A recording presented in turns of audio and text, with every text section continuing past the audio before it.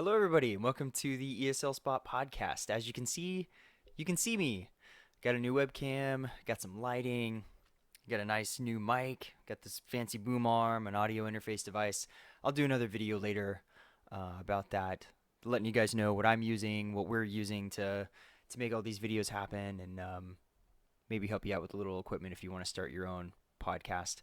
But first of all, I want to give a shout out and promote our friends who are actually in Korea right now, Rhiannon and Clint Hayes, and they have been in Korea for a little over a year, and they're signing back on.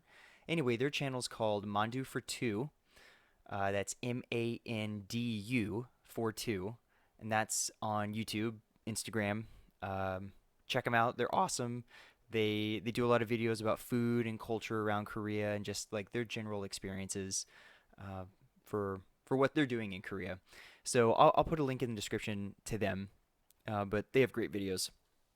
You should definitely check them out if you're interested in going to Korea.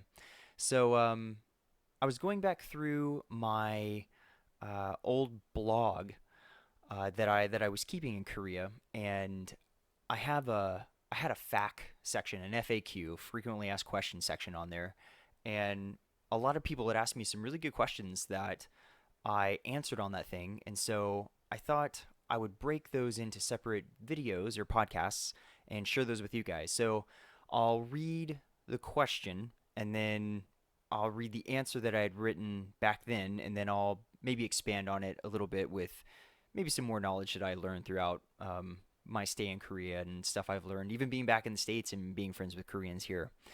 So this podcast is going to be about booze, alcohol in Korea. So let's start with the first question. So someone asked, fly, is alcohol expensive? So I answered, that depends on what you're drinking. If you're drinking Korean booze, you're not spending that much money at all. A bottle of, get away, fly. A bottle of soju can cost anywhere from $1 to $2.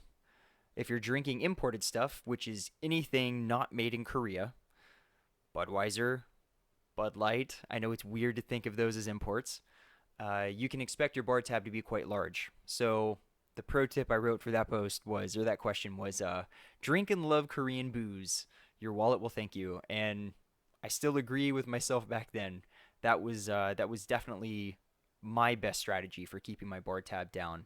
The Budweisers and Bud Lights and Coors Light and Corona and all that, they're not crazy expensive.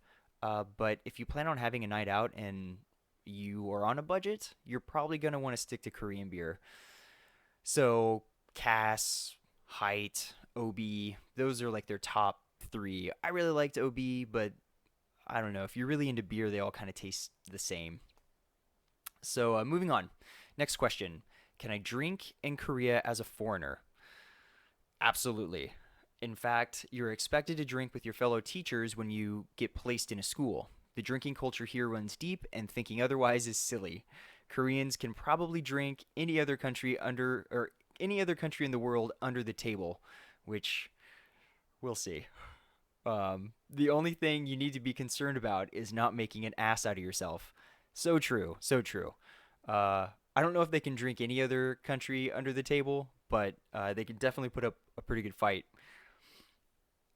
The drinking culture in Korea is so ingrained in the culture um, that, for instance, whenever you go to a new job, like what I was referring to here, you're gonna have a little party, like a gathering, a dinner called hueshik, and I apologize if I just said that wrong.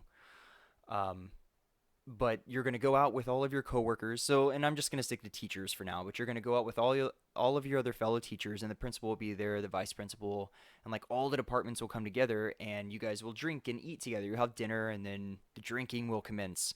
And your principal is going to really want to have a few drinks with you. Some advice that we were given when we got there: if you're somebody who doesn't drink, there's all kinds of little tips and tricks for people who don't want to drink, but it's really rude if your principal comes over to you and says, have a shot with me of soju, usually, and you say, no, sorry, I don't drink, they they they kind of take that personally, and it's rude. So they'll one method is, as your principal goes back to drink, uh, I saw some of my co-teachers wait for them to look back, and then they would throw it in the Korean barbecue grill. So, or sometimes they'll put buckets underneath the table. You can throw alcohol in there if you're kind of done drinking. But there's all kinds of like little ways to navigate around the drinking environment if you're not a drinker. But if you're a drinker, get ready to be tested. It can be intense. So moving on. Somebody asked, are there open container laws? What about being drunk in public? So there are no open container laws, and everyone is drunk in public at least once a night, it seemed. Just don't be stupid when you drink. This means no fighting, no breaking things, and no making a scene. Follow those simple rules, and you'll be just fine while boozed up in Korea. So yeah, that's pretty good advice. I wouldn't say everybody, obviously, is drunk every night, but like I said, drinking is a huge part of their culture. It's a social lubricant to get things going. It helps loosen up the mood, and especially for businessmen to get to know each other and talk and do business and whatnot. Not well, not a lot of business happens after everyone's pretty boozed up, but it's definitely seen as like a social lubricant. But yeah, open container laws don't really exist there. You'll Don't be surprised to see people having a picnic out on the beach with a lot of beer, or just walking around town and drinking. You can drink. Back in 2011, and I got to be careful when I talk about this stuff because it could have changed, but I don't think it has. Back in 2011 and 2012, we could take alcohol in the subway. Everybody judged us, and everyone's going to judge you if you do it. But nobody stopped us from our understanding of the law. It was legal to do so. You can really just drink wherever you want. Just don't be stupid. Be an adult. Be an adult about it. That's the best advice I can give you. So some things I would add to um, this kind of overview of booze, and this is just a quick overview. This isn't like this a really in-depth look into all the laws of Korea and alcohol. But just to hit on bars and clubs, most of them I think opened around like 6 or so, and they would stay open till the wee hours of the morning. Um, from what I saw, there was no real strict like everyone must close at 2. There were bars that will stay open 24 hours. There's places that just never shut down. Um, Especially in like Itaewon and Hongdae. So Itaewon is kind of in the middle of Seoul. It's kind of seen as like an international town, but it's also where the big army base is. Although I've heard that's moving to Pyeongtaek, which is south of Seoul. But Itaewon is like this international place where not just Westerners are, but like people from all around the world go there to set up shop and sell stuff, or like to have a food cart or whatever. And they have a cool little grocery store there actually that you can go and get some pretty cool um, different ingredients from all around the world. So, and Hongdae is a I just like a car commercial there. Hongdae. Man, this fly. Hongdae is this college town um, for that university, and it is one of my favorite places in the world. I spoke previously in another podcast about like how I am not really a club guy whatsoever, but when I was in Korea, I loved going to all the clubs, all of the karaoke places, the norebangs, um, and just like the general atmosphere of like all the bars in Hongdae. It's just a good, fun place. Everyone's just there to have fun and like have a good time and dance and sing and drink. So definitely check out Hongdae if you're there, and you're definitely gonna find some bars and clubs that are just gonna stay open all night and all day. So where do you buy liquor? Where do you buy booze? Well, the answer is everywhere. You can buy liquor all over the place. All the convenience stores sell it. There's some have like a bigger selection than others, but as far as their beer selection, you're gonna find like all of the Asian beers that you're looking for in most of the grocery stores, 7-Eleven, Family Mart, those kinds of places. They do have liquor in those stores, like I said, but uh, it's not like it's I don't know. They have they have some selection. You could find some like Johnny Walker in there. You could find some oh, what did I see? Um what is that? What is that? Oh, I can't remember. You can find other whiskeys and things like that in there, and definitely soju. But they do have liquor stores. The problem with the liquor stores is that they can really really jack the price up. And I was really surprised actually when I was in Taiwan last year, the beginning of this year. We found a liquor store, and prices were incredibly reasonable.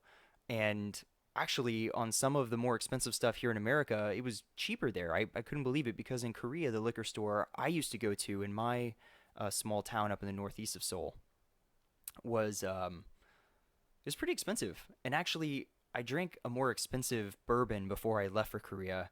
And then when I got there, I switched over to Jim Beam because it was like the most affordable, most American thing I could get my hands on. And now I'm a Jim Beam drinker. So anyway, there are liquor stores, but you sometimes have to hunt for them. There's also these things called makgeolli houses or pajan houses. Um, Makgeolli is this traditional Korean rice wine, and it's delicious. I really like it. I'm not a huge fan of sake, but I do like makgeolli. It just has a different taste. It's really good. And pajan is this Korean seafood pancake. So what they do is they put those two together, and I may say this wrong, but they have these things called like pajanjip, which are pajan houses. And so you go there and they serve makgeolli in like a bowl. So you're drinking makgeolli out of a bowl. And then you order like this giant seafood Korean pancake, and it is delicious. And the atmosphere is basically a lot of older Korean men being as loud as they possibly can, and everyone's drunk and eating and having a great time. So definitely, if you make it over to Korea, go check out a pajan house, a pajan jeep. I'm pretty sure that's how you say it. So anyway, that's I wanted to keep this podcast short and just kind of introduce you to my face, and eventually I'll get Vicky in here, but she keeps saying she's too shy, but we'll fix that. So anyway, until next time, if you have any questions, leave them in the comments or come find us on social media, on Instagram, on Twitter, Facebook, whatever, and leave us a comment or ask us a question, and we'd be happy to answer it. Okay, until next time, take care.